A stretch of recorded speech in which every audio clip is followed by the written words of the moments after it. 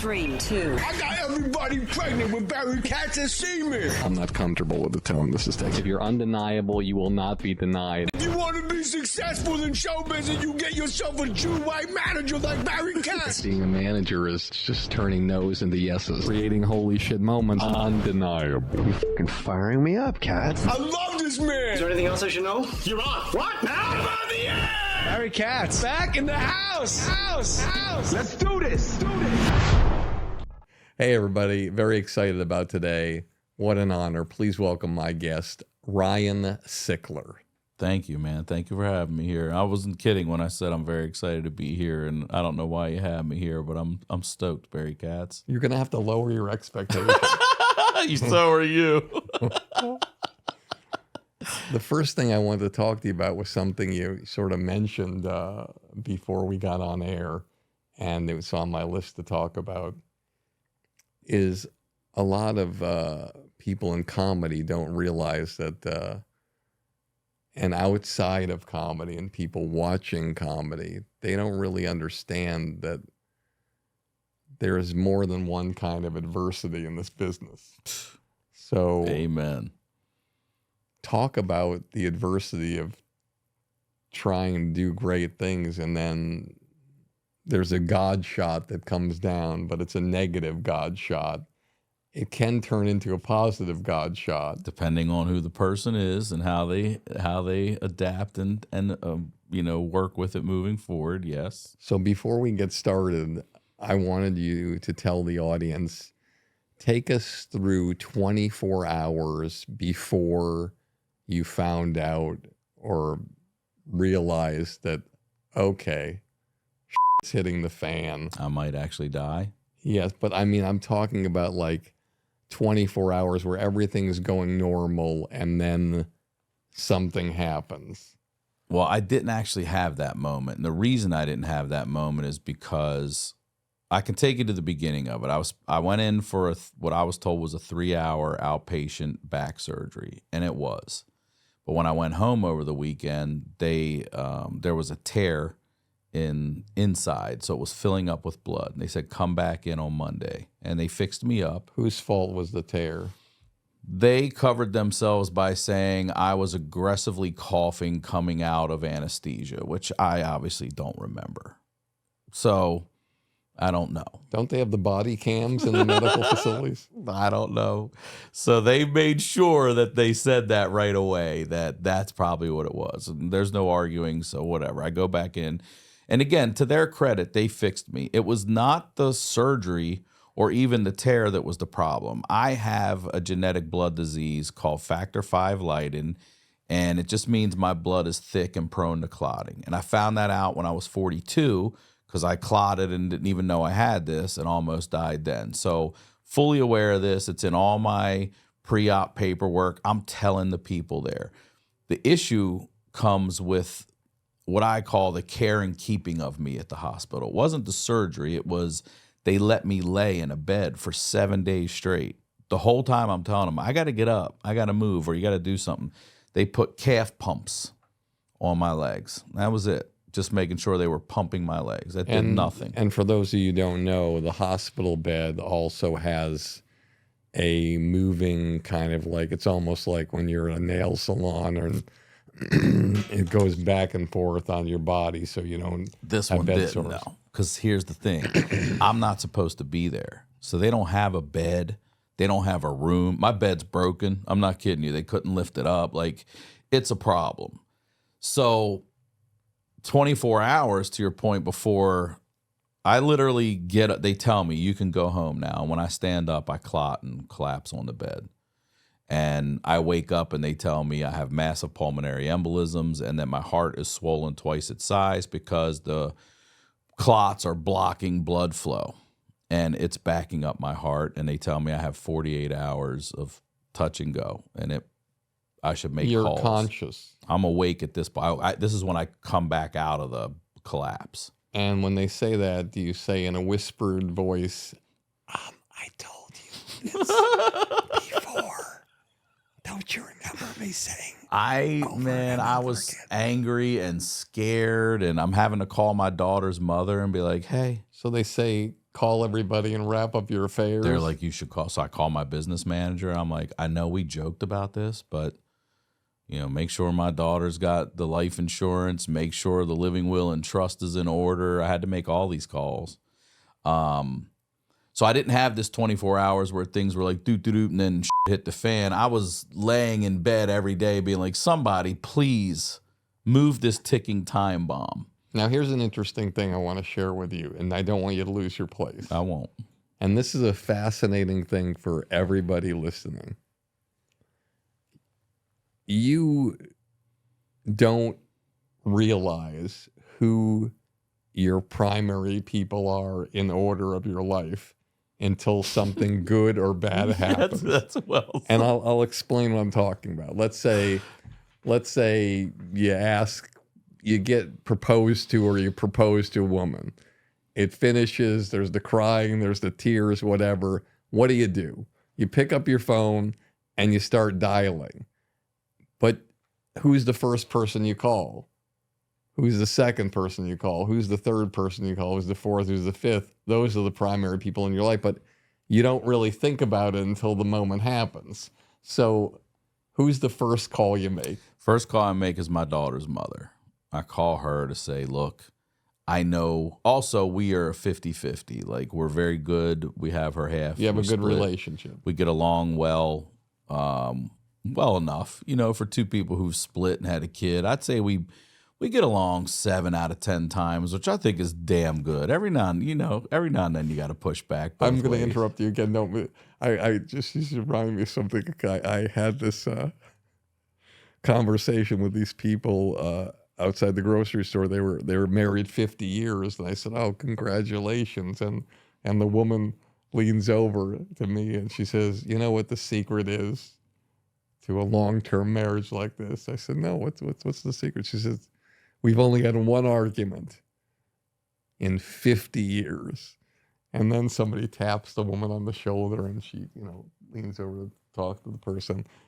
And the man leans into me and he says, "Yeah, same f***ing argument every day." That's great. All right, keep going. It's only one, but it's every goddamn day. 7 out of 10. Okay, keep going. So we're 7. I think we bat 70%. Yeah, we're doing all right. So you call her. But I call her and I'm like, and she's freaking out immediately because she's like, what? Like, this is the father of her child. And also, I'm going to have to raise this kid the rest of the time by myself. If so, like, what are you talking about? What's going on? And all I can say is, I don't know. This is all I know. And they're telling me to call because it's not good. And if shit doesn't turn around while I'm in here in the next 2 days, it's a wrap on my ass. And then I call my business manager second just because now I've got my bearings. And I'm like, all right, let me call. Actually, yeah, I called him second. And I was like, I need you to do this and this and this. And he was awesome about it. Shout out to Roy Marks. And then I called the girl I was seeing at the time after that. And I probably would have called her second, but in case I died, I needed to know my daughter's paperwork and all that stuff was handled. How old's your daughter? She's 9 now, but at the time she was 7, yeah. So she was never informed of anything. She knew I was in the hospital, but I kept it all just to the back stuff. Yeah. She didn't know anything about that. And I started crying because I got an email from her teacher. And she said, Stella came to school and said, "You're not doing well." And I was like, I just lost it. I'm like, my poor kid's in there telling her teacher I'm not doing good. But she doesn't even know how bad it got. And she does now. Now she does. Now that I'm out, she knows it was close. But she thought just I was having issues with my back. And she was 7, so they wouldn't let her visit. So she didn't get to see what I looked like. And then finally, after I was able to finally sit up after 3 weeks, we argue with them like, look, we're her parents. We're not some caregivers. Like, let her visit. And they did. So I got to see her then. I never knew it's their decision whether a child comes or not. What they said they couldn't. And they were still worried about, this is last year and they're still talking about COVID and stuff. And I'm like, look, we're fine with it. Let her, it's just, I'm in my own room finally, let her come in. And I didn't want her to see me early on either. I remember seeing my father. He died when I was 16, and I just remember seeing him with the tubes and stuff up his nose. It just looks like that's your Superman laying there. You know what I mean? And I didn't want her to see that because I don't care if you're the baddest UFC man on the planet. You just look like you're ready to go with those tubes up your nose. I know it's just oxygen, but you just look, it doesn't look good.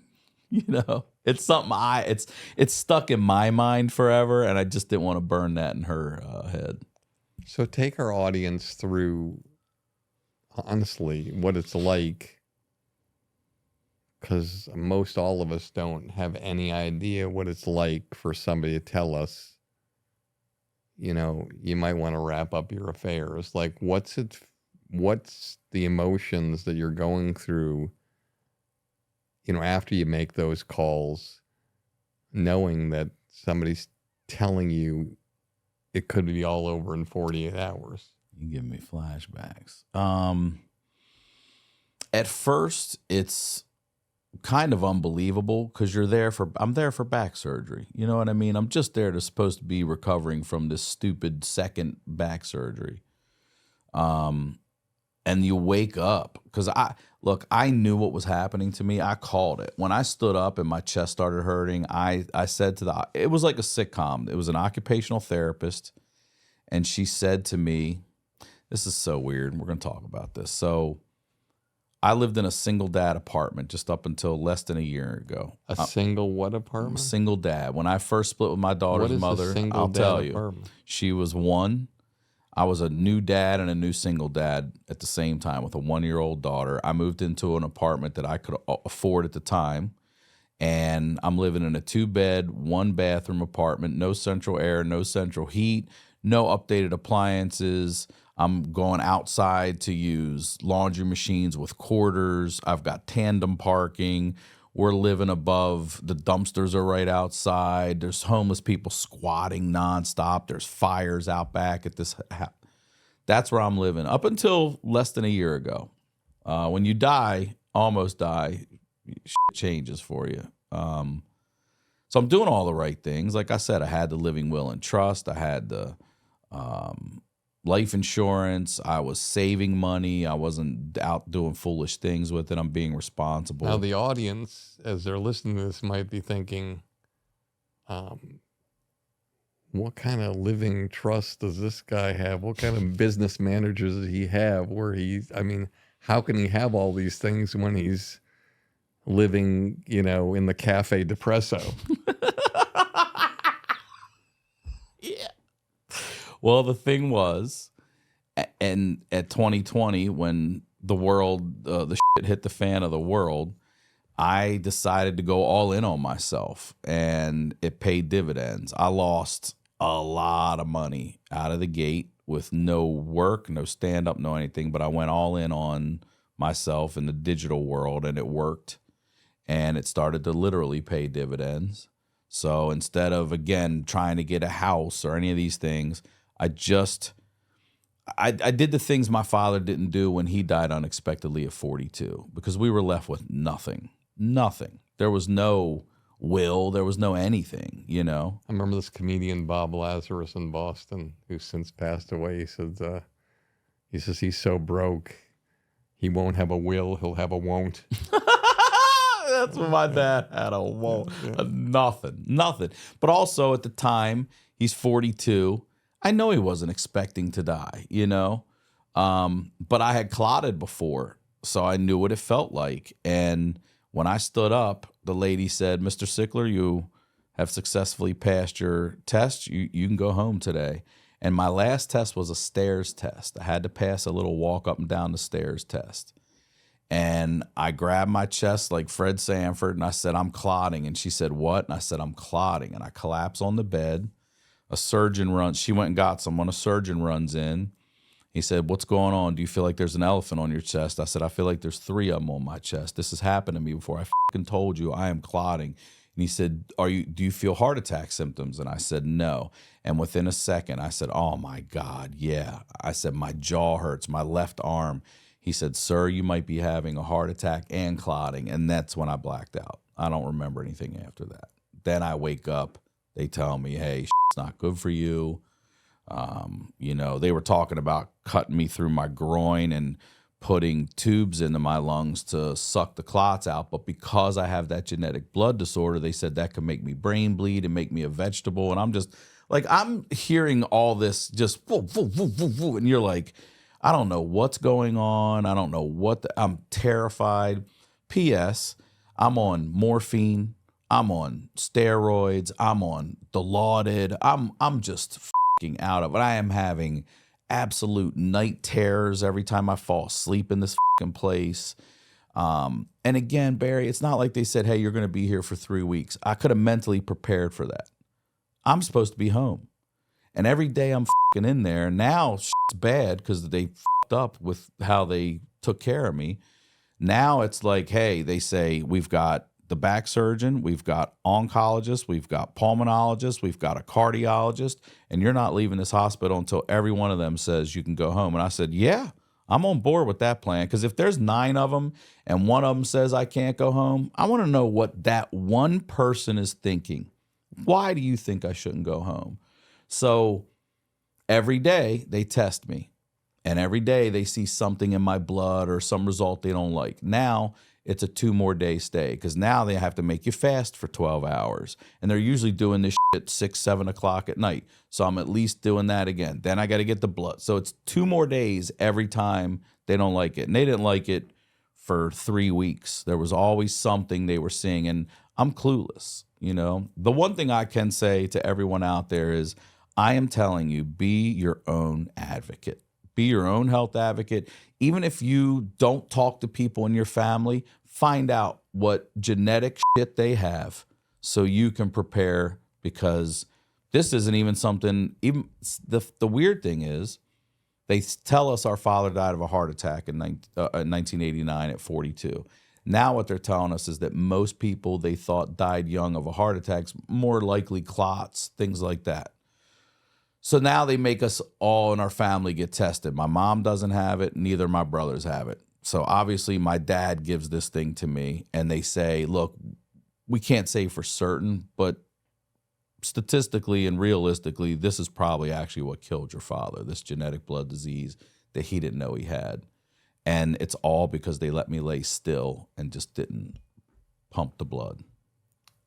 So my last question regarding this is a 2-part question. Okay. Number 1, how did you stay positive, saying, hey, I'm going to make it through this, even though they told you might want to wrap up your affairs? And number 2, how's that lawsuit coming? Let's go to 2 first. I did look into it. I looked into it, and what I have found is several attorneys tell me this. You are going to have to get one of their peers to go against them and say, yeah, they f***ed up. They should have took better care of him. And they were like, good luck doing that, because they're never going to go against their people, because they all have to work with one another.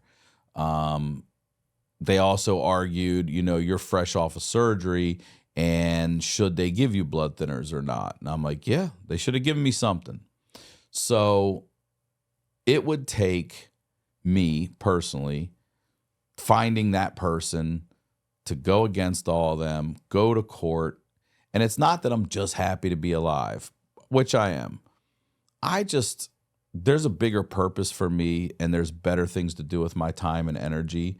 And if it means I got to go to court 7 times in the next year to get $20,000, I'm good.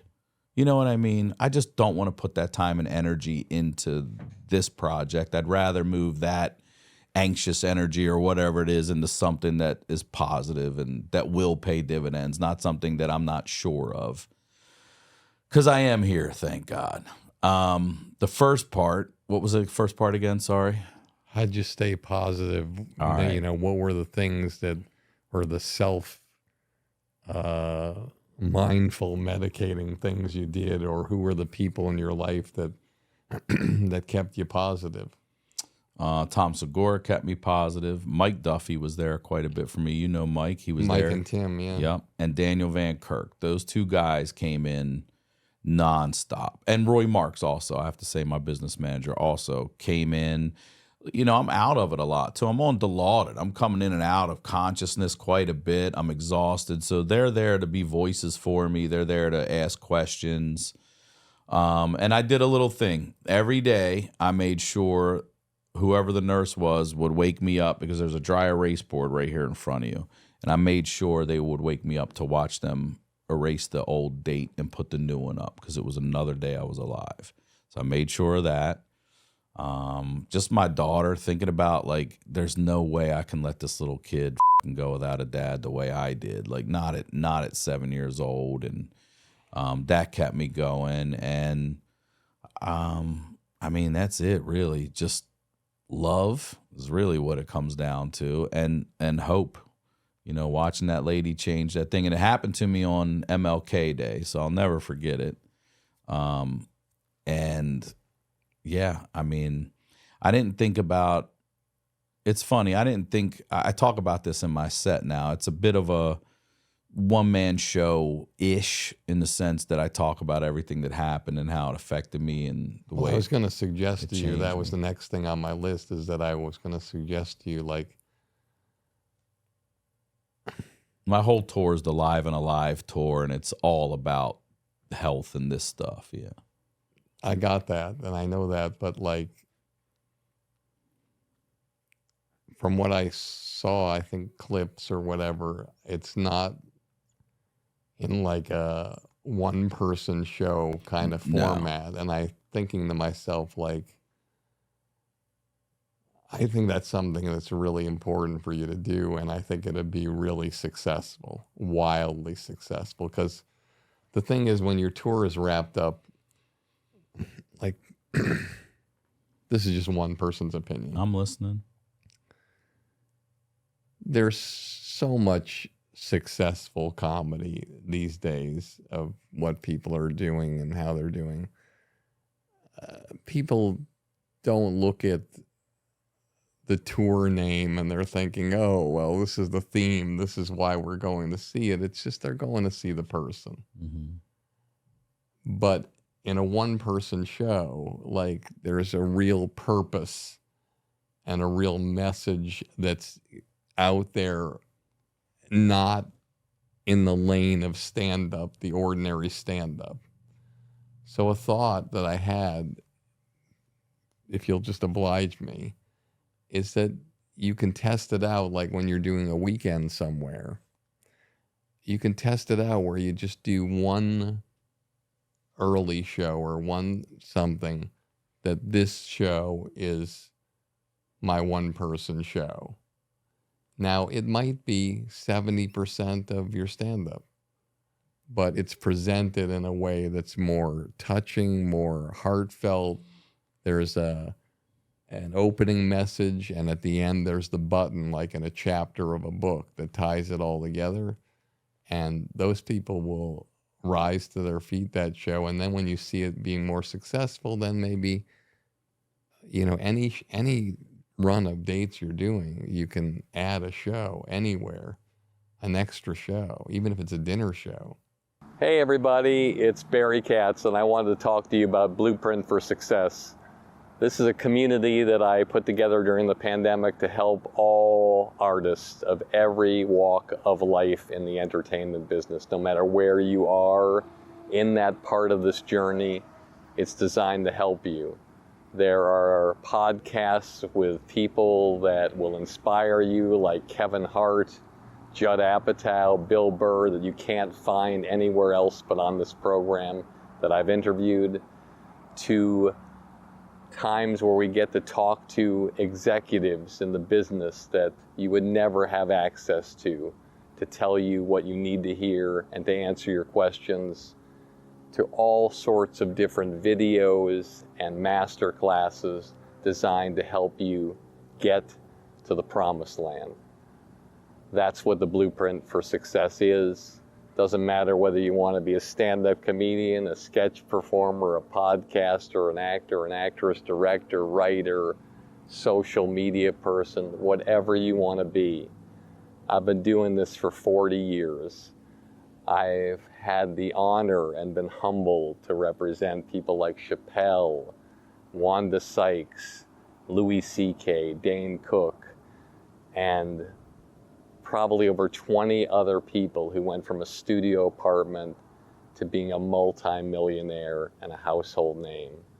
And I want that for you, and I wanted to take the time with this program to be able to help you on your way there, to get there and to heighten and increase the trajectory of your career.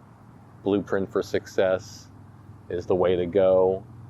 I'm proud to be a part of this program, and I'd be proud to have you to be a part of it too. A lot of people don't know this about me, but when I was working with Jeff Ross, I think I've represented him 2 or 3 times, but when I was working with him in the beginning, we worked on a one-person show about his grandfather and him growing up in this, not growing up, but in this apartment. His grandfather was like a single guy with the rock and roll t-shirts getting laid every night, and Jeff was like a grandfather. And 30 years later, Jeff is now doing that one-person show all over the country, Take a Banana for the Ride, because his grandfather used to say, take a banana for the ride, just in case you get hungry or whatever. And it was a great show, and we got an overall deal with Disney. He got, a ton of money, and he did had a pilot room with Kevin Rooney, was the late Kevin Rooney. And I think there's something there for your voice. There's something there, the comedy and tragedy of it all, that I think instinctually, look, I always tell anybody who will listen without rolling their eyes, all my life I've only gotten paid for one thing, it's just my fucking opinion. And so, and sometimes I'm wrong and I'm crushed like a bug, and hopefully many more times I'm right. But with you, instinctually, I see that as magical. I see it as something that's a huge thing.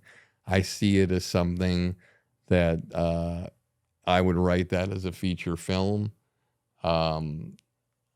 It's all comedy and tragedy. It's amazing. So you got the one-person show, the feature film, you got the book. It's all there with your brand, and that's going to elevate everything you're doing.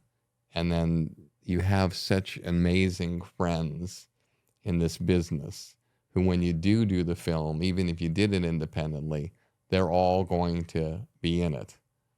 So it's a people love you, and that's what I see when I look at things. Now, I know you're not here to. No, listen, thank you. And I'll say this too. It's heading that way, because I've already added light cues to the stand-up show. Like, I talk about when I black out, I don't let anybody know, and then I have the guy drop the lights, and it's just funny as shit because people don't know. The first they're like, is the electricity out? I just start laughing on stage. I'm like, guys, settle down. We're trying something new, and this is where I'm dead. If I don't come back from this right now, I'm dead, guys. We're all sitting in the dark talking. But yeah, I've been thinking about it. I really, really have, because it was, I don't know. I think about that, then I'm on the road talking to people in the audience who've actually died and come back. I have a part in every city, Barry, it's happened. And then I think to myself also, like, these people died. I just almost died. You know what I mean? Like, what's the big deal? I battle that in my head too, but I'm there with you on it. I really am. The world has a plan, and you have something that happened to you, and why did it happen to you? And when you go out in these places, it inspires people. They love it.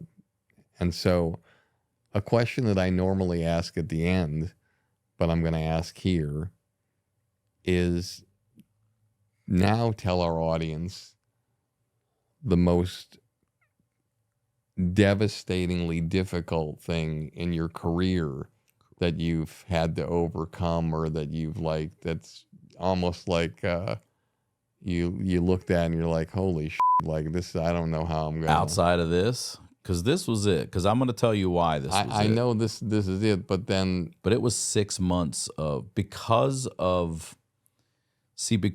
I had back surgery and then this happened to me, they basically said, look, fuck your back. We need to save your life now. So I lay on the fresh surgery. So all now is happening is scar tissue is growing and fucking so once I finally get out, I'm on a walker. I have to go to PT to learn how to walk properly. I graduate to a cane. I'm out of work. I mean, I went back on the road in May. I went back on the road just a few months after I got out of the hospital and with clots still in my lungs. You know, I didn't know this, but when you clot, if they don't suck the clots out, the body will rid of them, and it's just a matter of how bad they are. Everyone's different timing, but it took me 8 months before my lungs were completely clear. And I still right now, as I sit here and talk to you, have to visit an oncologist, a pulmonologist, all these people, cardiologist, follow up with back surgery. I'm still in that whole world of all this. I'm not out of it yet. This, no doubt. There's okay. The other time is when I clotted also. So these are the times. And the hardest thing was thinking, holy shit, I'm never going to see my kid again. Like you don't think about what was the last time I saw her. You know what I mean? Like what's the last thing I said to my daughter before I came into this hospital? And I have to tell you, the hardest thing that happened in your career, like this is my livelihood. This is how I make money. So when they first told me this happened to me, I was like, I need to know now, right now, if this means I'm never going to be able to fly again. Because if that's the case, there goes stand up on the road and the money that comes with that stand up on the road. And I need to know now so I can get that, just start adjusting mentally to that. And they were like, nope, you're going to be able to do that. It's going to be a while, but you will be able to do that. I'm like, great. Is this the end of marijuana for me? Because if it is, it's the only thing that works. I don't drink. I don't do any other things. They're like, nope, you can continue to smoke marijuana. I was like, thank God. I forget that they're cancer doctors and they're pro-cannabis. And they're younger. They're all younger than us these days. When I used to go to the doctor, it was all dudes older than me or ladies old. Not now. They're all younger and they're hipper and they're wiser and they will tell you the truth about things. So, you know, I'm a diehard dad, and I fought to have my daughter 50% of the time. So I'm not on the road every weekend. When I go out, I'm every other weekend. When I don't have her, I'm on the road working. When I do, I'm a dad. I don't care about it that much. I'm not going to go crank, and then miss out on having a relationship with my daughter. I'm at gymnastics. I'm at soccer games. I'm there. You know, I do all those things.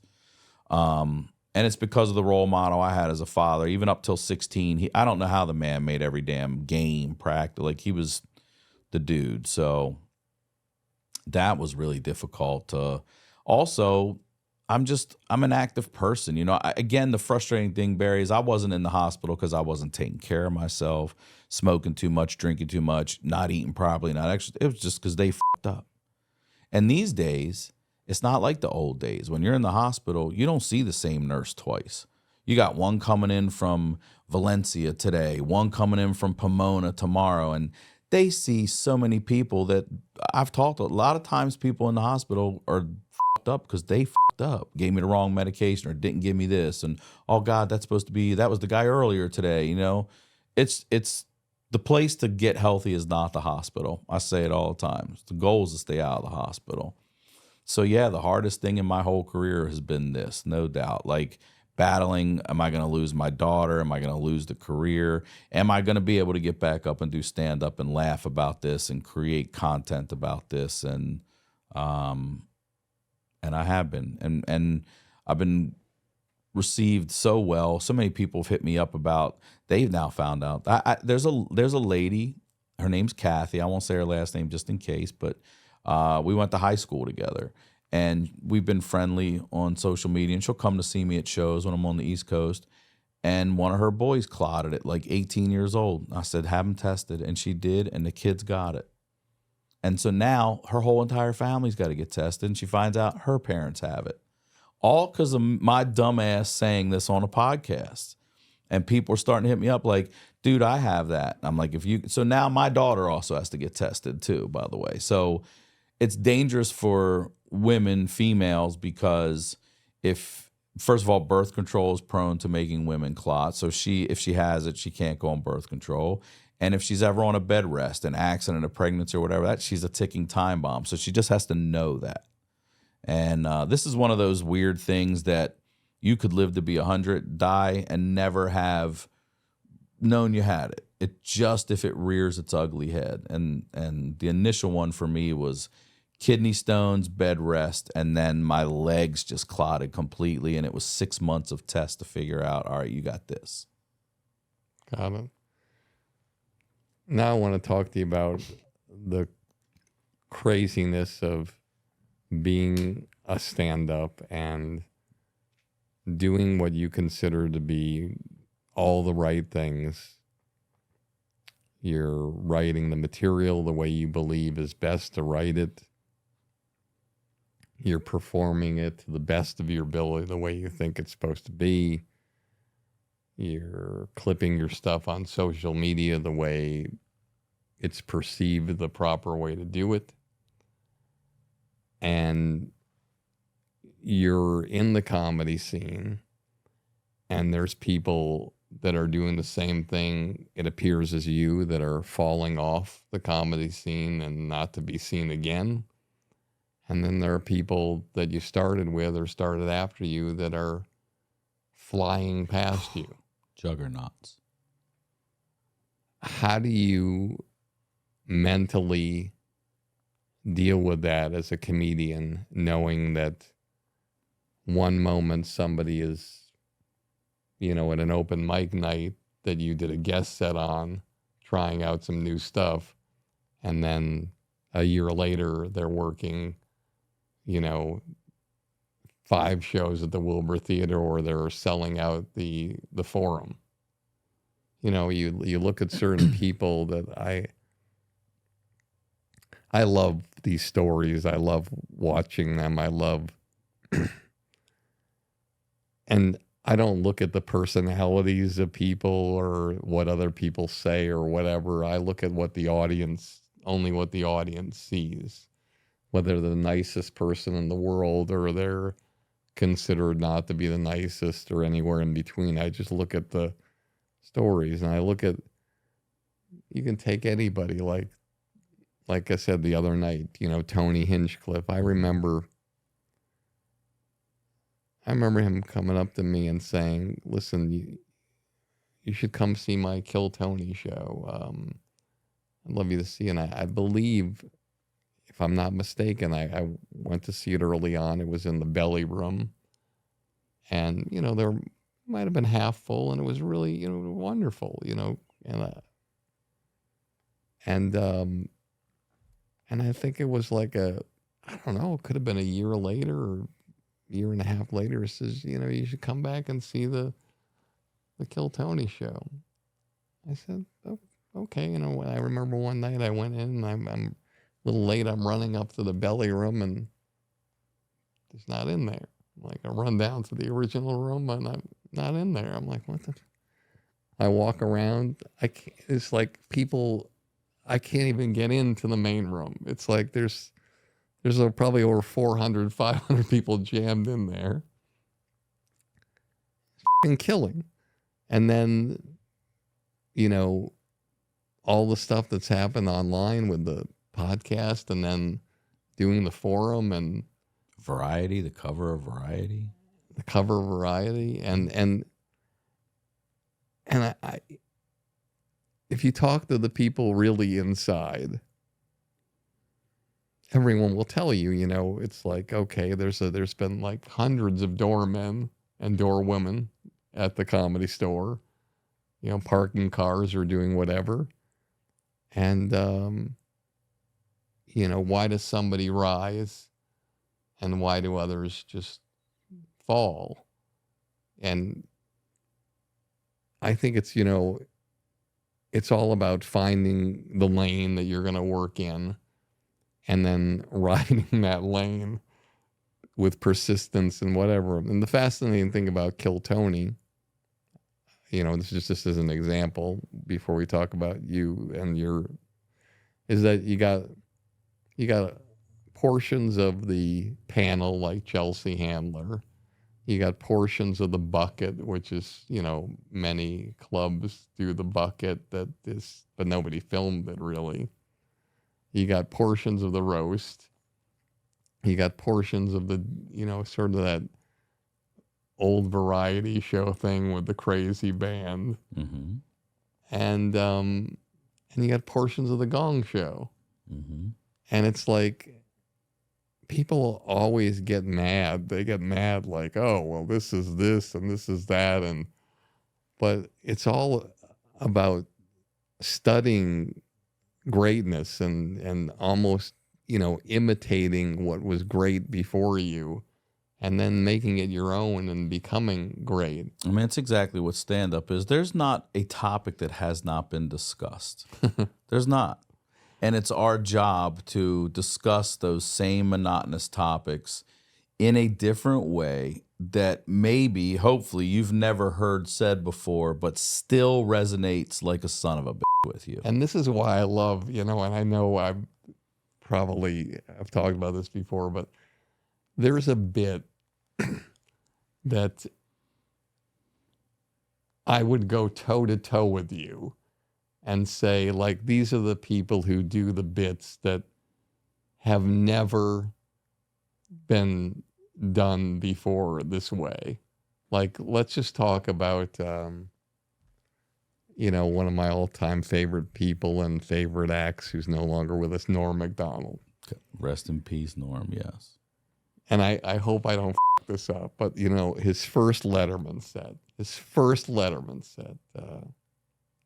he does a bit that's clean, that when you drive home after you watch it and you analyze it, you're like, oh my God, this is horrifying. Give you an example. Watching, I can't imitate a Macro, so just this is a fucked up imitation. Yeah. So please forgive me, everybody. But I just admit, I was watching the dating game. The grand prize in the dating game is another person. So that's the first line. Trafficking. You're whatever. They always ask those weird sexual questions. The girl, bachelor number 2. If I were a popsicle, what would you do with me? Weird guy says, first thing I'd do is I'd rip off your wrapper. Okay, molestation. Second thing I'd do is I'd grab you by the sticks. Sexual assault. Next thing I'd do is I'd press you against the counter and break you in two. Murder. Yeah. Then I'd put you in the freezer. A deranged murderer. Then I'd eat you later. A cannibal. But it's all disguised in this piece. And I think the greatest comedians of all time are the ones that can take a subject and do things with it that's just, it's like a science project. There's like Einstein on the board, like this is where we're going. Even when Jim Jeffries talks about gun control, mm-hmm. you can actually picture the board and how he's going from here to here. Yes, there's a subject of gun control, but how he puts it all together. So when you're watching and studying and looking at what people are doing, not just the ones who are just falling off the wayside, but the ones that are going past, how do you mentally prepare yourself to know that and stay positive like you were in the hospital? Like, hey, my day is going to come. I don't know when that day is, and neither did those fucking guys. No, you're right. Neither did those guys. Nope. And so I'm going to do what I do. Or do you look at things and say, I think this thing here that I'm doing, it's obviously not working. So I've got to stay who I am, but I've got to adjust this here within myself. And let's see if that works. Let me take a risk here. How do you do that? Because you're around so many great people who we'll talk about later. And so you're and they love you. But you know that your goal is to crack the code like they did. Mm-hmm. So how do you mentally go about that, and what are your systems for? A few things that I've always known and just put into practice, really, and this goes back to me getting out of the single dad pad. Scared money don't win. Scared money don't win. If you don't put it out there, you're not winning. All right. So one of the things I wish define that more. Scared money don't win. So as an early comedian, anytime I would get paid, I would save that money. We don't know when the next gig's coming. We don't know when the next set's coming or late night, any of it. You really don't know. And I would say this, if I could go back and do anything differently, I would have invested in myself because I see the return now. You know what I'm saying? Instead of holding that money and being scared, like, ooh, I don't want to spend this or do something with it because I don't know what's coming next, I wouldn't have been so scared, and I would have reinvested into myself, not pissed it away on whatever, you know? And it goes back to something that you actually said. You came on, someone quoted it recently online. You came on the Crab Feast back when I did that with Jay Larson, and you said, guys, never stop doing this show. That's what you said. And I hadn't planned on it. Jay had different plans, which came out later, you know, when he said, why do you think I said that? Well, I think you said it because you had a good time on there and we had a rapport. Like, that's one of the things that people don't understand about podcasting. Everyone's got a podcast, but the successful ones, when you see someone else, it's that second hand. You know, that person that can be different than you, but help you with the yes and off of it. And, you know, you got to have Kobe throw up the alley-oop for Shaq sometimes. You know what I mean? Like, we worked very well together. I was worried after that podcast because I was a little too outspoken, I think. No, I have to go back and actually look at the date because we may have known we were already quitting at that point. So I wonder. But to your point, so after that, I'm like, what the am I going to do? I don't know what to talk about. It's not easy to create a successful podcast, you know, and at the time I had reconnected with my mother after like 30 years, maybe longer, 35. And I just was like, you know what? I don't know what else to talk about, but I know what I'm tired of. I'm tired of everyone's fucking social media reels and this is my wonderful life. I'm like, that's 3 seconds of your day right there. What's really fucking going on in people's lives? And there's no one better. And my show, The Honeydew, has made me fall in love with comedians all over again because there's no one like comedians who could come in and talk about the darkest and the ugliest shit and still make you fucking laugh and feel good about yourself. You know, don't lose your place. Okay. What was the second and third choice for a name of the podcast? I had so many. I had, God, good question. I had Pillow Fort.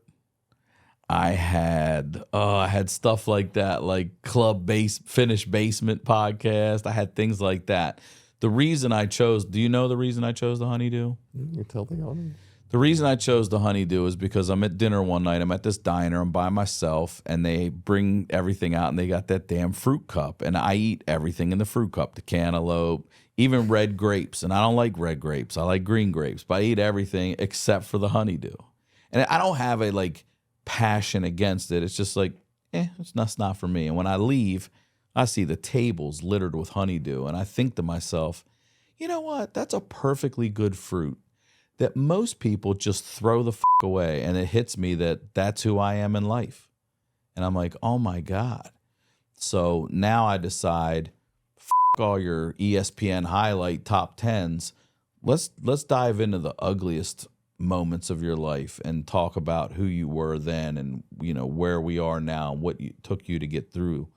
But I believe, going back to your question, that we've always said there's room for all of us. And now, especially with the internet, there's room for everybody and then some. But the hardest thing is to find that lane. And I've found my lane, and I'm trying to stay in that lane with blinders because naturally you want to look to your left and your right and see what this guy or this girl has and how they get that and how they do that. And you also have to realize it's never personal. Some things are, but it's never really personal. You know, it's just find your lane, lean into it, and go hard.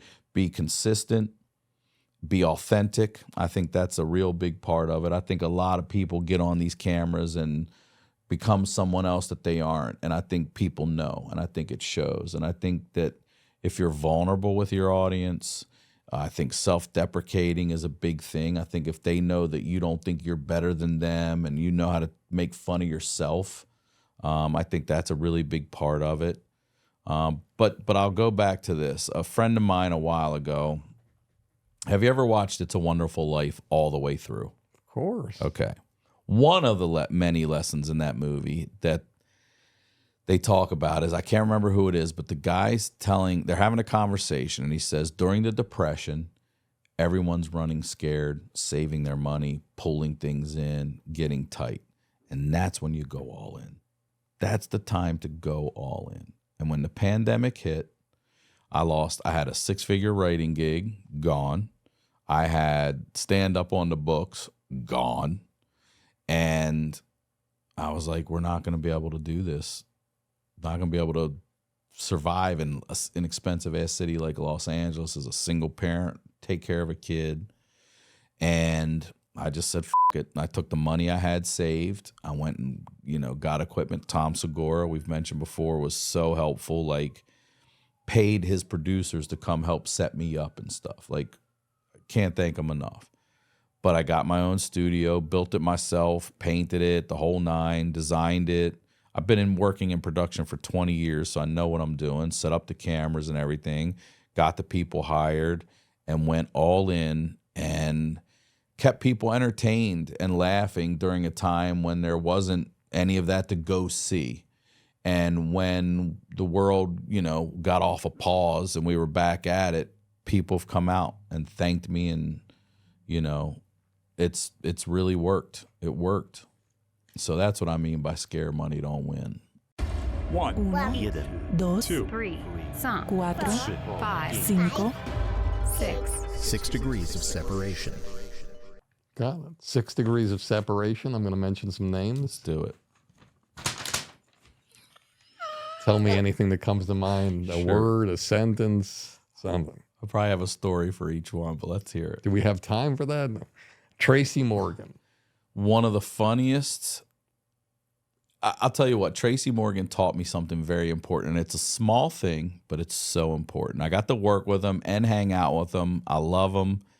A genius. I see him a year later, a year after this one I'm about to tell you, at the Playboy Mansion, because a friend of mine, his sister's business manager for Biz Marquee. Biz is DJing the gig. Tracy hasn't seen me, talked to me, communicated with me in at least a year. And we're out back at the Playboy Mansion, and Tracy Morgan yells, "Ryan Sickler!" and comes up and makes me feel like a fucking king. He's like, "You're rolling with me all night." And he's going up to Peyton Manning and shitting on him and Tom Brady. And I was like, wow.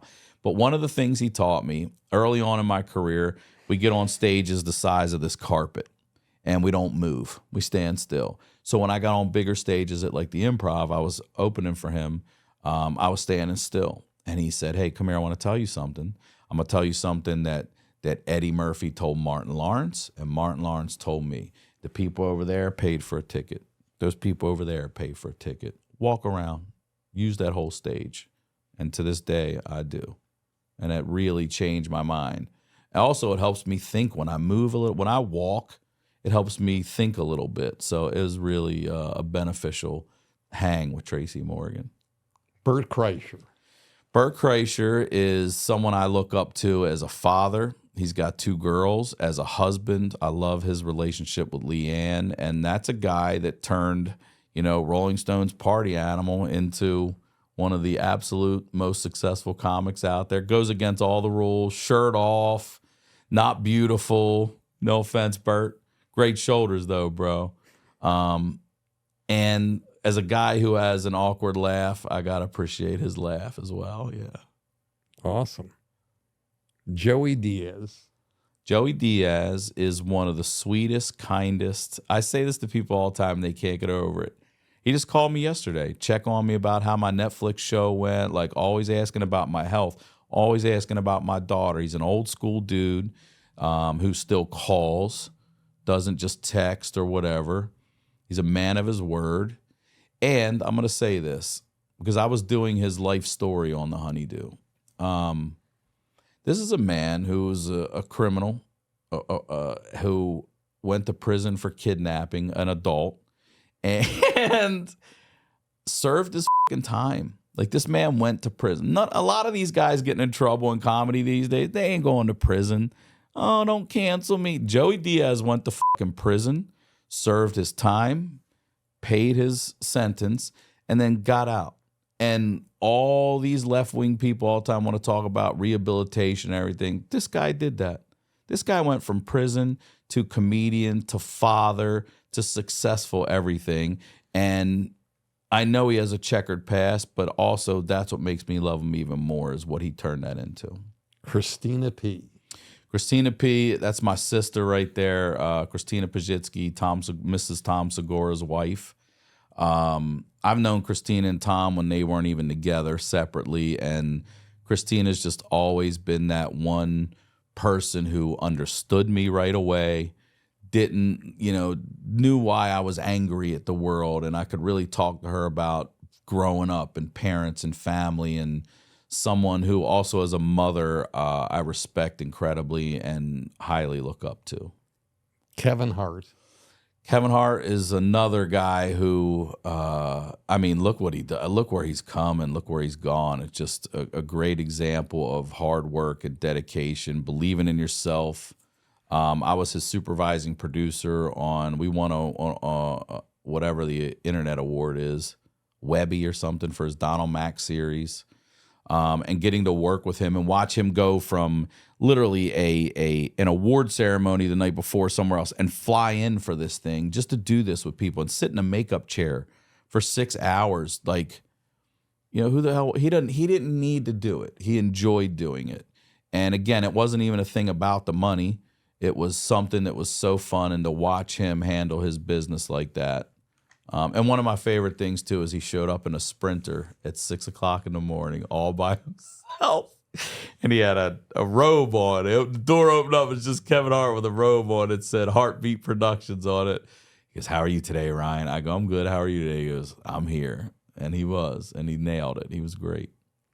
Your proudest moment in show business? In showbiz? Man, there's been a couple.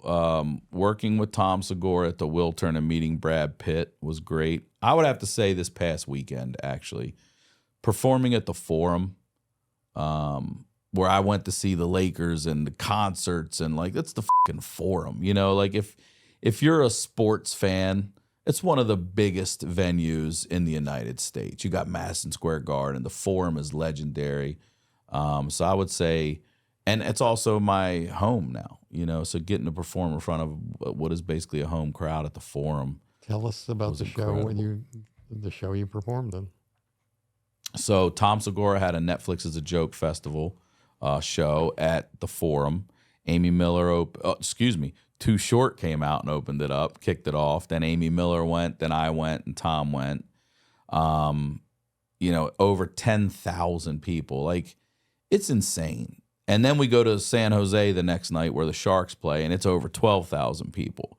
And it's wild to go from coffee shops and bowling alleys to arenas with these guys. And I'm so proud of Tom, Bert, all these guys. There's so many of them. I've tried to count them. There's at least a dozen working arenas now. Joe Coy, Kevin Hart, Cat Williams, Joe Rogan. Tom, Bert, you name them all. Sebastian. There's so many. Fluffy. We could go. Dice was the guy back in the day, which also I want to give Andrew Dice Clay his props. Like, to sell out arenas in the 90s with no internet, the 80s. Imagine 1988 to 2000. Imagine how big you had. Everyone was telling each other, "You got to see this guy. Listen to this guy. Listen to this guy." Now you send a clip to your buddy. Look at this. Look at that. Not back then. What's amazing about Dice and why I have so much respect for him, you talk about, we talked about how you look at what you're doing and what risks you can take, but still remaining who you are. And he kind of is doing online now what sort of Howard Stern did when he went to American Idol. He didn't become Simon. He became a nicer person. He was always a nice person, but he didn't give those critiques. Now Dice online, he's going up to people. Oh, I love it. Are you the guy who wanted the picture? Like, and then when they know him, it ruins it. That's the best way. He's like, never mind. He's like, I got the new iPhone. I saw the guy goes, good for you. Like that. I love it. It's incredible. I love it. Last question. What advice do you have for the young person or any person in life and comedy having a situation where they're living in a dad apartment over a dumpster and homeless people and could have a lot of challenges in their life, some life-threatening and maybe just comedy-threatening, and how they come out on the other side and have the kind of amazing career that you're having? I mean, honest to God, it's belief in yourself. It really is. You got to know what you want, and then you just got to fucking go for it. You have to. I mean, look, I know it's hard for me to hear anybody with an excuse say, I can't. I had no parents from 16 on. All right? You can do it. You can do it. You can get up. I went to school every day and got a 3.0 with no parents. Went to college, got a 3.0, no parents. If you want it, you can do it. And that's anything. That's comedy, parenting, the job, whatever you want. If you hustle. And another thing I've learned about this business in particular, but being consistent, being true, and staying in the fucking game. You know it. That's a big part of it, is staying in the game and staying ready. Because your opportunities are going to come. They're going to come. And you've seen plenty of people, like I have, self-sabotage, not be ready, and fumble that fucking ball. And I'm telling you, believe in yourself, stay ready, and stay true to the course, and it will pay off. Awesome. 3.0, was that your grade point average or your blood alcohol level? That was my GPA, bro. My blood alcohol was higher. Great having you. Barry, thank you so much. You're an extraordinary man. Thank you so much. I really, I love this, and I'm so grateful that you came. Me as well. Thanks for having me. All right, boss.